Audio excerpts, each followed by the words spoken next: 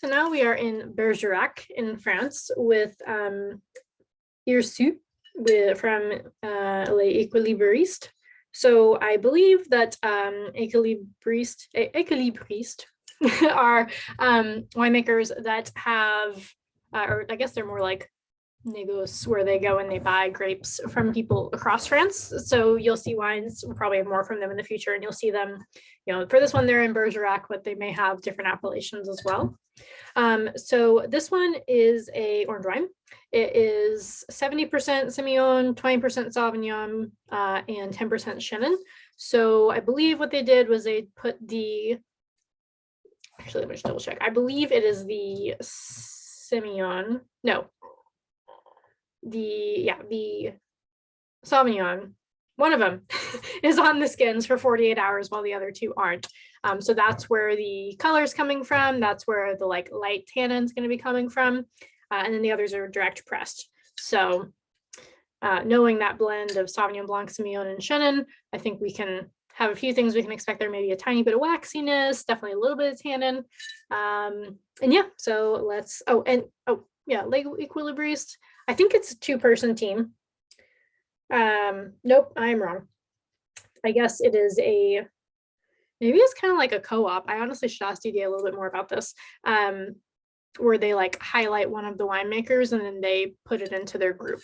I'm going to guess that just because they put on the back that they have the winemaker, and this one's Florent Giroux. So let's go with that. And if I'm wrong, I'll put it in the comments. All right, so on the nose. Oh yes, a little bit honeyed to start. Love that.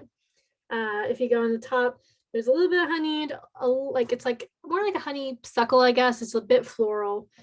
And then some herbaceousness to it, maybe like what's the fluffy one? Like a little bit like sage, kind of. Oh man, you know I love like some sage and some butter, some honey. It's honestly like sounding like a meal so far. All right, and then on the bottom, it has like a little bit of petrol, which I wasn't expecting. I mean, it could be, you know, it's based on the grapes that are in there, but petrol, it's got the like honeysuckle. And then as far as the fruit go, like honestly, it's coming a little bit after everything else. It's, what's the aging on this? No, it's only 2020. Yeah, so that's pretty impressive. So more like stone fruit, I think, is where it's headed. There's a bit of apple, but like it's kind of like a, not to be not, this is not bad, but like a mealy apple, like an apple that's a little past its prime. Okay, now I'm getting some citrus on there now. It's like a honeyed lemon or something, but I really had to like suck it all in to really like see what was underneath that. Yeah, it's like just not a crisp lemon or a crisp apple. They both had some time, which is nice. All right, let's try it.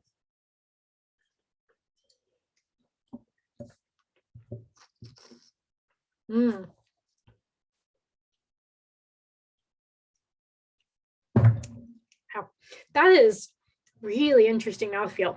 It's like kind of green and almost astringent at the end, but it starts with, you know, that like cool honeyed, honestly there's more stone fruit. I think I said stone fruit, but I don't remember on the nose, but like it's like honey covered stone fruit, a little bit of that apple, a little bit of that lemon, but then it's like really green. It's almost like tart grapefruit, not in a bad way. It's just like that's the finish, and that is not what I expected the finish to be with this. I'm thinking that some of that's probably coming from tannin. Hang on, let me do it again. And some of it is also probably phenolic bitterness. I feel like that might be that like that little baby aspirin on my tongue, like, maybe a bit more than the tannin, but I need to try again to see for sure.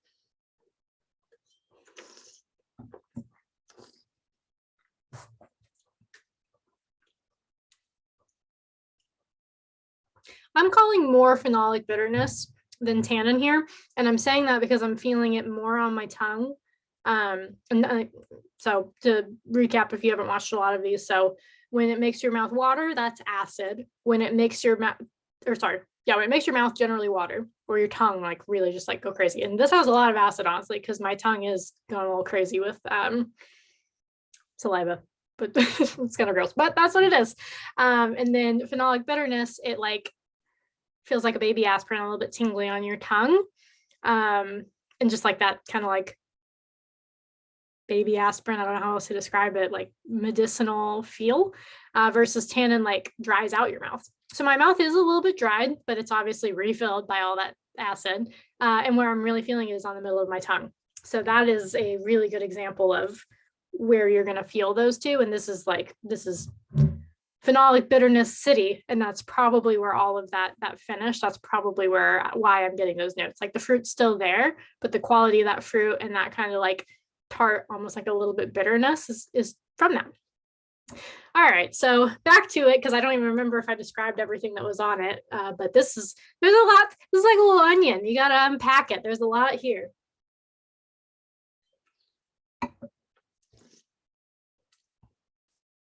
All right, now just focusing on like the mouth feel. It's like round, and it's honestly like full bodied. Is like I was kind of expecting to be more medium, but like it's pretty. It's staying. It's having a great time in your mouth. So this is really interesting. Like this is it's packing way more of a punch than I was expecting. So with that in mind, pairing it's actually going to be really fun for something like this. Oh, and also I didn't mention, but like there's kind of more like tropical melony notes on the palette that I was not so much getting on the nose. So now if I go back, maybe I will.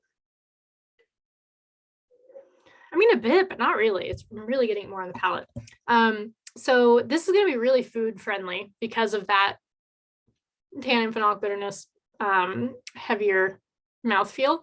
I love the idea of this with roasted chicken, which is really basic and can basically go with any wine, but something about like, or something that like you coat in honey. What did I have recently that had like, was coated in honey and delicious?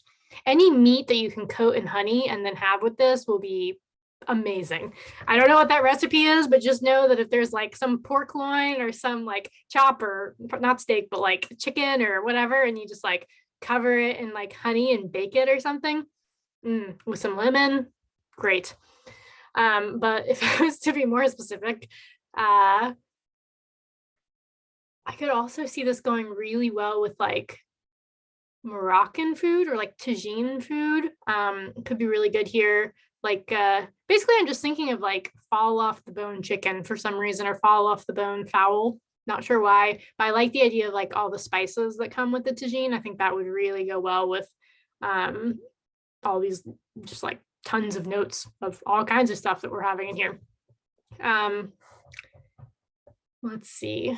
Oh, and I also think it's good. Like, I think the finish would really complement that well. All right, that's probably enough, but I'll just come up with one more.